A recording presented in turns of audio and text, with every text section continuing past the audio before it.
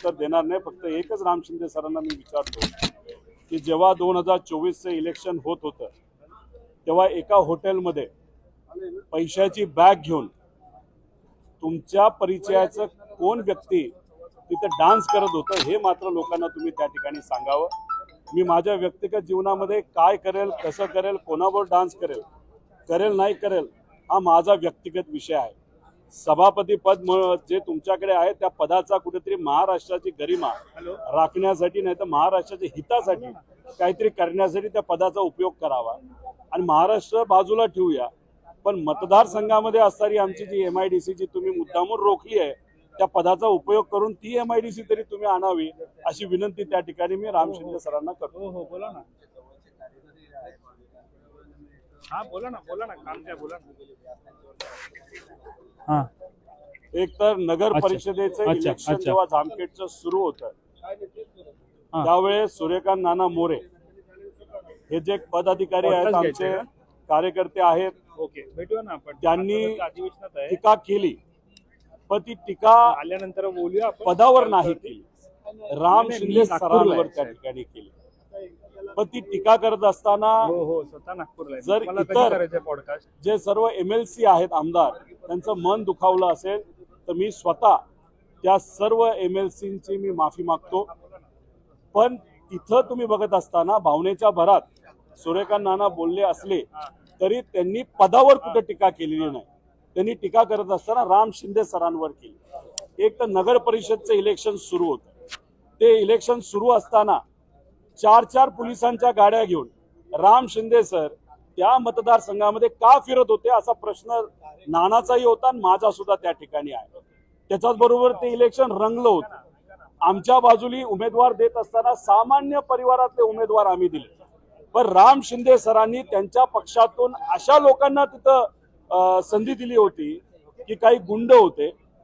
काल परवा त्यांचाच उमेदवार होता, त्यांचे एक पती हे एका महिलेला प्रेशराईज करत होते आणि दुर्दैवाने ती कला केंद्रातल्या महिलेने तिथं आत्महत्या केली.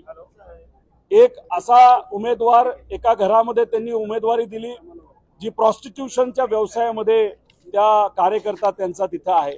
सावकार 2 आहेत. त्यामुळे सूर्यकांत नाना मोरे नाही तर आम्ही जी टीका करत होतो ती राम शिंदे सरांवर व्यक्ती म्हणून करत होतो, पदावर त्या ठिकाणी कुठेही करत नव्हतं. आणि माझा एक प्रश्न असा आहे की या महाराष्ट्रामध्ये अनेक महत्वाचे विषय आहेत, ते विधान परिषदेमध्ये चर्चेत यायला पाहिजे होते, पण ते चर्चेत न येता असं झालंय, इगो हर्ट झालाय या व्यक्तीचा, राम शिंदे सरांचा. आणि मग कुठंतरी कोणातरी सांगून हक्कभंग तुम्ही आणता. म्हणजे गल्लीतली भांड ही आपल्या विधान परिषदेमध्ये जर चर्चेत येणार असतील तर उद्या जाऊन इलेक्शनच्या काळामध्ये एकमेकांच्या विरोधात आपण काही बोललो ते जर विधान परिषदेमध्ये 45 मिनिटं चर्चा झाली का जास्त वेळ चर्चा झाली. अरे चर्चा करायचं असेल तर इतरही मुद्दे आहेत ना, बेरोजगारीवर चर्चा करा, महिला अत्याचार मोठ्या प्रमाणात वाढतात त्याच्यावर तुम्ही चर्चा करा, इतरही काही महत्वाचे विषय जे कॉन्ट्रॅक्टर भरतीचे विषय त्याच्यावर तुम्ही चर्चा करा. पण गल्लीतल्या गोष्टी जर तुम्ही विधान परिषदेमध्ये त्या ठिकाणी जर तुम्ही घेणार असाल तर मला असं वाटतं हे चुकीचं आहे. त्यामुळे राम शिंदे सरांनी सुद्धा त्या पदावर जर तुम्ही बसला असाल, तुम्ही वागता कसं, तुम्ही बोलता कसं, कशा पद्धतीने तुम्ही टीका करता, संविधानाच्या विरोधात जाऊन तुम्ही इथं टीका 2 दिवसापूर्वी त्या ठिकाणी तुम्ही केली, तर तुम्ही त्या पदाची गरिमा जर राखली तर कार्यकर्ते नाही तर पदाधिकारी तुमच्याबद्दल बोलत असताना आदराने त्या ठिकाणी बोलू शकतात. विधानसभेचे जे अध्यक्ष आहेत त्यांना तुम्ही बघितलं का राजकीय टीका करताना, कुठं जाऊन वायपाट काहीतरी बोलताना, नाहीतर फौज फाटा घेऊन, विमानं घेऊन, हेलिकॉप्टर घेऊन, 4 पोलिसांच्या गाड्या घेऊन फिरताना कुठं बघितलंय का नार्वेकर साहेबांना? त्यामुळे तसं कुठेही त्यांच्याकडनं तिथं झालं नाही. पण राम शिंदे सरांच्या बाबतीत बोलायचं झालं तर ते अशा पद्धतीने वागत आहेत की जसं की त्यांचं जे विधान परिषद आहे ती त्यांच्या घरचा विषय आहे आणि कार्यकर्त्यांवर कुठेतरी कारवाई त्या ठिकाणी तुम्ही करता, हे कुठेही योग्य नाही असं आम्हाला वाटतं. तसंच विस पागे असतील, गवई साहेब असतील, डावखरे असतील, फरांदे भाऊ असतील, देशमुख साहेब असतील, निंबाळकर साहेब असतील, यांनी त्या पदाची गरिमा राखली. पण राम शिंदे सरांना कुठेतरी क्लासेस घ्यावे लागतील की या पदाची गरिमा कशी राखायची. हे क्लासेस देवेंद्र फडणवीस साहेबांनी तरी द्यावेत, नाही तर मग नार्वेकर साहेबांनी द्यावेत. एवढंच या ठिकाणी आम्ही सगळेजण बोलू शकतो.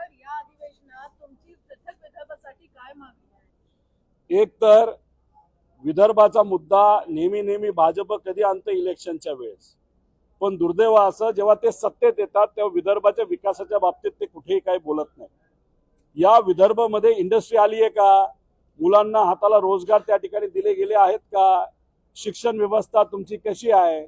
तुम्ही निर्णय घेत असताना सगळे जिल्हा परिषद शाळा त्या ठिकाणी बंद करायला निघालेला आहात. विदर्भ मध्ये जर आपण बघितलं तर अवघड क्षेत्र सगळ्यात जास्त विदर्भामध्ये, आणि सगळ्यात जास्त शाळा तुम्ही जर विदर्भाच्या त्या ठिकाणी बंद करणार असाल हे कितपत योग्य आहे? आज विदर्भामध्ये असणारा कापूस उत्पादक शेतकऱ्याची परिस्थिती ही सरकारला माहिती आहे का? आज विदर्भामध्ये असणारा जो सोयाबीनचा उत्पादक शेतकरी त्याची परिस्थिती या सरकारला त्या ठिकाणी माहिती आहे. धान खरेदी केंद्राच्या बाबतीतले जो काही भ्रष्टाचार त्या ठिकाणी झाला हा सरकारला त्या ठिकाणी माहिती आहे का? या बाबतीत दुर्दैवाने या अधिवेशनामध्ये न विधान परिषदेमध्ये न विधान भवनमध्ये त्या ठिकाणी कुठेही चर्चा होताना आपण बघत नाही. पण गल्लीतलं भांडण मात्र इथं विधान परिषदेमध्ये चर्चेला येतं. हे दुर्दैवी घटना आहे असं आपल्या सगळ्यांना म्हणावं लागेल. आणि एक गोष्ट इथं ठणठणीत मी सांगतो की कदाचित सूर्यकांत नाना मोरे हे बोलताना भावनिक झाल्यामुळे तिथं कुठेतरी बोलले असेल, अवमान जप पदाचा आणि आमदारांचा झाला असेल तर मी माफी मागतो. पण सूर्यकांत नाना मोरेंना उद्या जाऊन लढत असताना भक्कमपणे हा माणूस त्या व्यक्तीच्या पाठीमागे एक कार्यकर्ता म्हणून त्या ठिकाणी राहील, एवढं मात्र या ठिकाणी आम्ही राहतो. आम्ही कुठल्याही कार्यकर्त्याला वाऱ्यावर सोडत नाही. इथं जर तुम्ही वेगळ्या पद्धतीने इगो आणून कार्यकर्त्यांना अडचणीत आणत असताल, ते सुद्धा केव्हा इलेक्शन चालू होतं तेव्हा राम शिंदे सरांनी पदाचा उपयोग करून हक्कभंग इलेक्शनच्या काळामध्ये जेव्हा कोड ऑफ कंडक्ट हे लागू होतं तेव्हा त्यांनी त्या ठिकाणी वापरलं का? कार्यकर्त्यांना भीती दाखवायला. आणि तुम्हाला किती भीती दाखवायची दाखवा, आमच्यावर कारवाई तुम्ही केलेला, पण कार्यकर्त्याच्या पाठीमागे आम्ही सर्वजण भक्कमपणे राहणार एवढंच या ठिकाणी आपल्या सगळ्यांना सांगतो.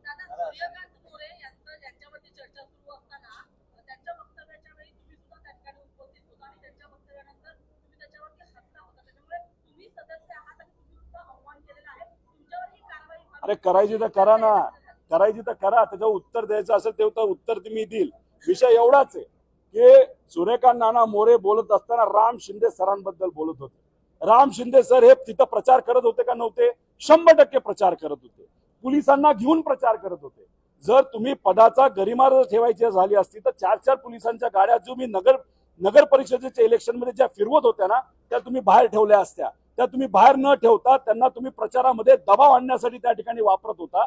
आणि तिथं राम शिंदे सरांबद्दल बोललं जात होतं. पदाच्या बाबतीत बोललं गेलं असेल, कोणाच्या जर भावना दुखावल्या असेल तर मी माफी मागतो पदाला आणि तिथं असणाऱ्या सर्व आमदारांना. पण तिथं जर आपण प्रचारात इलेक्शन मध्ये जी काही सभा बघितली की राम शिंदे सरांबद्दल त्या ठिकाणी सभा चालू होती. आता माझा प्रश्न राम शिंदे सरांना असा सुद्धा आहे की जेव्हा 2024चं इलेक्शन सुरू होतं तेव्हा तिथं कोणतरी त्यांचाच भाजपचा एक पदाधिकारी आणला होता, त्याचं नाव सुद्धा मी विसरलो. तो पदाधिकारी महिलांबद्दल अतिशय खालच्या लेवलला जाऊन त्या ठिकाणी बोलत होता, हातवारे करत होता. तेव्हा राम शिंदे सरांचे संस्कार कुठे गेले? तुम्ही त्यावेळेस का त्या व्यक्तीला थांबवलं नाही?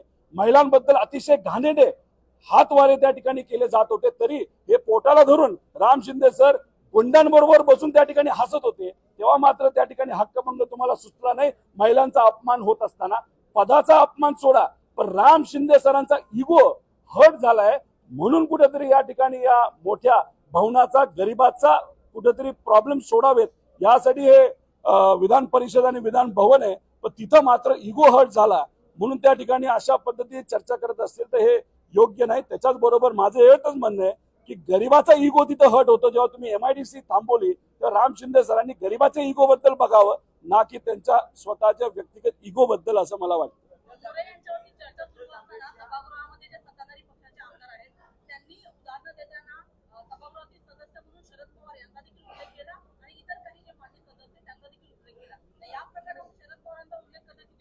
हे बघा, पवार साहेब जे खासदार आहेत आत्ता सुद्धा आणि आधी सुद्धा खासदार होते वरच्या हाऊसचे, त्यावेळेस नरेंद्र मोदी साहेबांनी सुद्धा, अमित शहानी सुद्धा पवार साहेबांवर तिथं वक्तव्य केलं, सुप्रियाताईंवर वक्तव्य केलं, राहुल गांधीजींवर वक्तव्य केलेलं आहे.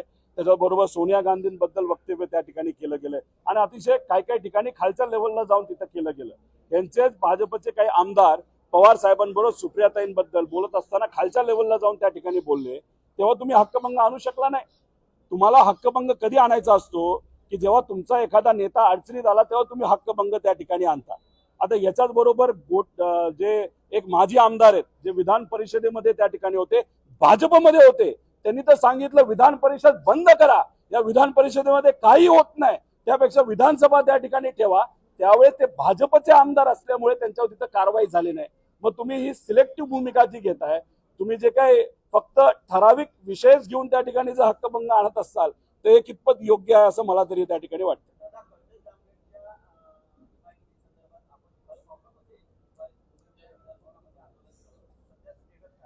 काही स्टेटस नाही. राम शिंदे सरांचा इगो हर्ट झालाय. रोहित पवारांनी एमआयडीसी आणली, 1000 एकराची एमआयडीसी आहे, 20,000 लोकांना हाताला काम मिळेल, तर रोहित पवारांना क्रेडिट मिळेल म्हणून त्यांनी एमआयडीसी त्या ठिकाणी थांबवलेली आहे. त्यामुळे मी माझा इगो बाजूला ठेवतो. देवेंद्र फडणवीसांना तुम्ही बोलवा इनॉग्रेशनसाठी, तुम्ही अजून कोणाला बोलवायचं तिथं बोलवा, मोदी साहेबांना बोलवलं तरी चालेल, पण एमआयडीसी झाली पाहिजे अशी आमची भूमिका आहे.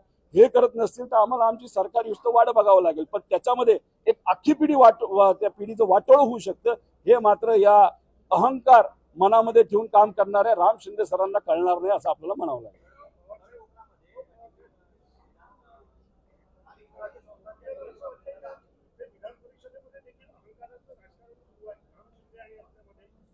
माझ्यात त्यांच्यात असं समजू नका, पण सरकारमध्ये असणारे सर्व मंत्री आम्ही जेव्हा एखादा मुद्दा मांडतो तेव्हा उत्तर योग्य पद्धतीने तिथं दिलं जात नाही. आज जर आपण बघितलं तर एकटा डॉक्टर मुंडेंचा विषय त्या ठिकाणी चर्चेत आला, नेला का शेवटपर्यंत नाही, आम्ही एसआयटी केली. अहो माझा प्रश्न असा, एसआयटी किती झाल्यात ते सांगा.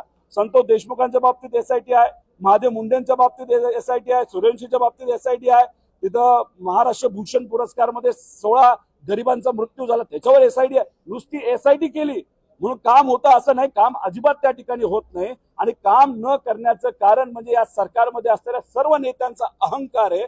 आम्ही एखादा मुद्दा मांडतो तेव्हा चर्चा केली जात नाही, आश्वासन दिलं जातं, आश्वासन सुद्धा पूर्ण केलं जात नाही. माझं तर ठामठाम त्या ठिकाणी मत आहे, या सरकारच्या काळामध्ये दुर्दैवाने विधानसभेमध्ये आणि विधान परिषदेमध्ये गरिबाच्या मुद्द्यांवर जी चर्चा व्हायला पाहिजे होती ती त्या ठिकाणी होत नाही. गरिबाचा पैसा इथं वाया चाललाय या सरकारच्या काळामध्ये असं आपल्याला म्हणावं लागेल.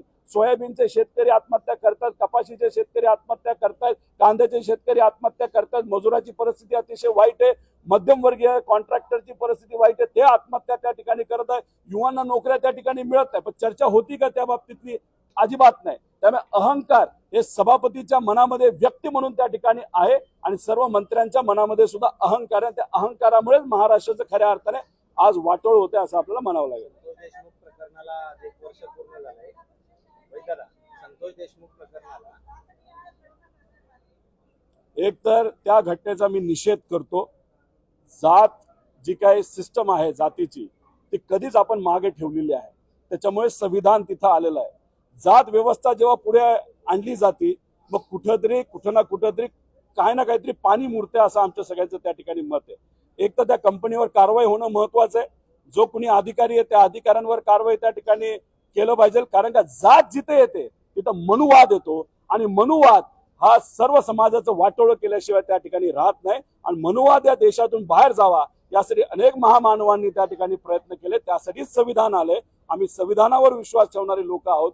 पण भाजपची एक प्रक्रिया असते, एक ट्रायल करतात, गिनीपिक बनवतात.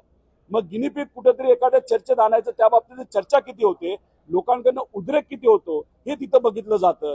जर लोकांनी या बाबतीत चर्चा केली नाही याच्या विरोधात तर मग उद्या जाऊन जी जात व्यवस्था ही तिथं सांगण्याचा प्रयत्न केला जातो. दुर्दैवाने या सरकारच्या काळामध्ये ती लागू सुद्धा केली जाईल, त्याचा विरोध हा आपण सगळ्यांनी त्या ठिकाणी केला पाहिजे. संतोष देशमुख प्रकरणाला आज 1 वर्ष पूर्ण झाले. या घटनेतले आरोपी काय आहे की हे सगळे महत्वाचे विषय या विधान परिषदेमध्ये सभेमध्ये चर्चेत आलं पाहिजे. पण त्या बाबतीत कुठेही काही कारवाई केली जात नाही. फक्त एखादा विरोधात असणारा आमदार जर सरकारच्या विरोधात बोलतो तर त्याच्यावर कारवाई मात्र त्या ठिकाणी केली जाते. संतोष देशमुखांचं प्रकरण तसंच अजून प्रलंबित आहे. जो कोणी तो बुटक्या छोट्या अकाउंट तो काय असेल तो अजून पळून गेला, कुठे कोणाला तिथं माहित नाही. तर महादेव मुंडेंच्या बाबतीत सुद्धा तुम्ही जर बघितलं तर न्याय अजूनपर्यंत त्या परिवाराला तिथं मिळालं नाही. सूर्यवंशी प्रकरण घ्या, त्याच्याचबरोबर आता डॉक्टर पलटणमध्ये जे प्रकरण मुंडेंचं तिथं झालं, याच्यात कुठेही काय होत नाही, नुसती एसआयटी केली, विषय संपला असं या सरकारला त्या ठिकाणी वाटतं. दुर्दैवी परिस्थिती आहे.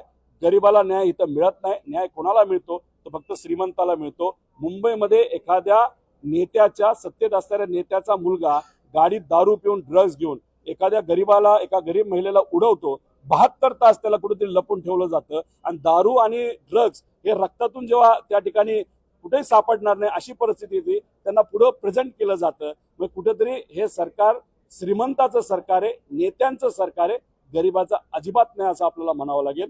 संतोष देशमुख आणि सूर्यवंशी आणि महादेव मुंडे यांना जर न्याय द्यायचा असेल तर या सरकारकडनं अपेक्षा ठेवून चालणार नाही. लोकांनीच त्या ठिकाणी काही विषय हे हातात घ्यावे लागतील आणि जर नाही घेतले तर कधीच या गरिबांना न्याय, गरीब कुटुंबातल्या लोकांना न्याय मिळणार नाही अशी आजची परिस्थिती आहे. देशमुख हत्या प्रकरणात फरार आरोपींना अटक करा आणि धनंजय मुंडे यांना देखील आरोपी करा आणि त्याकरिता मनोज जरांगे यांनी सरकारला इशारा दिला आहे की 4 महिन्यानंतर आम्ही परत आंदोलन करणार आहोत. एक तुम्ही विषय समजून घ्या की जे कोणी सत्तेत आहेत, माजी मंत्री होते आणि उद्या जाऊन कदाचित मंत्री सुद्धा त्यांना तिथे केलं जाईल, यांचं कुठं ना कुठेतरी सरकारवर एक प्रेशर आहे आणि मग ते प्रेशर असल्यामुळेच ही जे गुंड लोक आहेत, जे फरार आहेत, ते अजूनपर्यंत त्या ठिकाणी सापडले नाहीत आणि त्याच अनुषंगाने काय सामाजिक जे कार्यकर्ते आहेत ते त्यांनी ती भूमिका तिथे घेतली असावी. पण असं जर बघितलं तर कुठेच प्रेशर येऊ नये म्हणून अशा लोकांना जर तुम्हाला इन्व्हेस्टिगेशन मध्ये ओढता आलं तर ते केलंच पाहिजे असं आमचं सुद्धा त्या ठिकाणी मत आहे.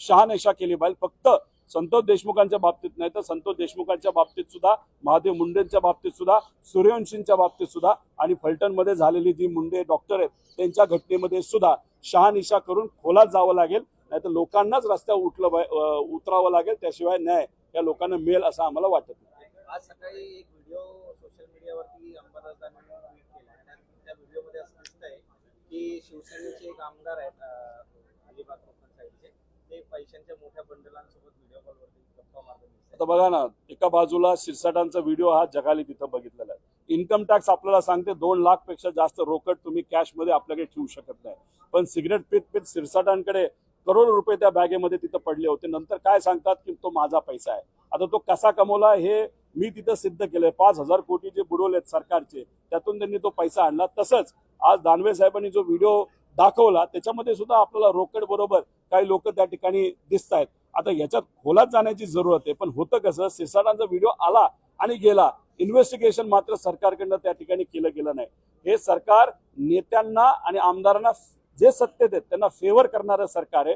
जर कुठला एखादा नेता आमदार अडकतो, खास करून तो अजितदादांच्या पक्षाचा नाही एकनाथ शिंदे साहेबांच्या पक्षाचा असतो, त्यांना देवेंद्र फडणवीस साहेबांच्या ऑफिसमध्ये बोलावलं जातं, मी तुला वाचवतो पण 29च्या आधी तुला आमच्या पक्षामध्ये प्रवेश करावा लागेल, आमच्या पक्षातून तुला निवडणूक लढावी लागेल, अशी भूमिका बीजेपीकडनं त्या ठिकाणी घेतली जाते. हे मी बोलतो असं नाही. 2028 पर्यंत तुम्हीच बघा किती लोक अजितदादांच्या पक्षातून आणि एकनाथ शिंदे साहेबांच्या पक्षातून भाजपमध्ये जात आहेत आणि हे सगळे जे लोक असतील त्यांच्या कुठला ना कुठला तरी भ्रष्टाचाराचा नाही तर चुकीच्या काही गोष्टी केल्याचा डाग 100% त्या ठिकाणी असणार आहे.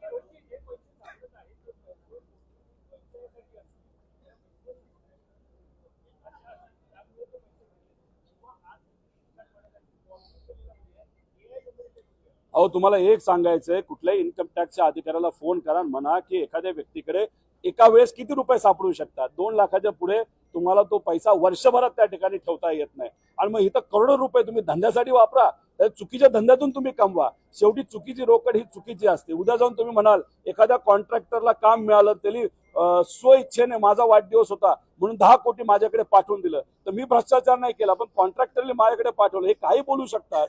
त्यामुळे तिथं पैसा सापडला, तसा व्हिडिओ आला, त्याची शहानिशा झाली पाहिजे. खरं काय खोटं काय लोकांसमोर तिथं येणं महत्वाचं आहे. फक्त यांच्याच बाबतीत नाही, ते शिरसाटांचं सुद्धा शोधलं पाहिजे असं आमचं मत आहे.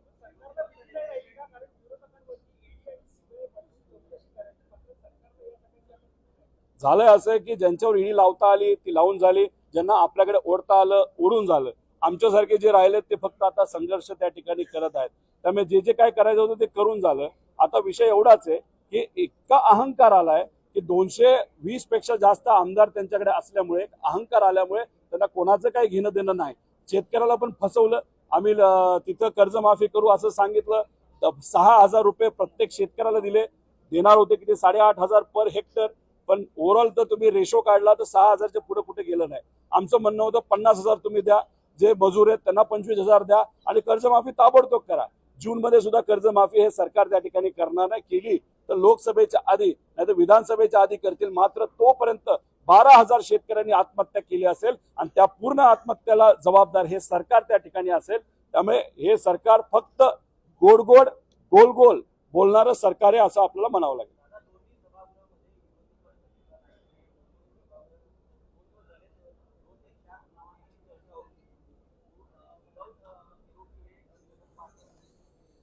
हे लोकशाहीला घातक आहे. विधान परिषदेमध्ये सुद्धा विरोधी पक्ष नेता नाही आणि खालच्या हाऊसमध्ये सुद्धा विधानसभेमध्ये सुद्धा तिथं विरोधी पक्ष नेता नाही. विरोधी पक्ष नेता असेल तर एक तर ते संविधानिक पद आहे.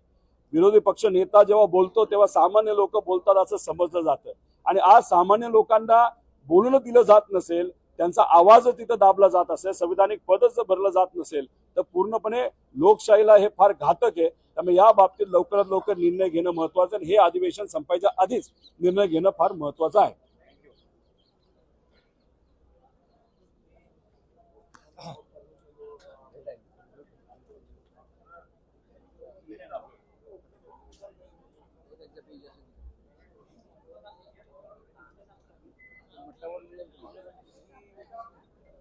तुम्हाला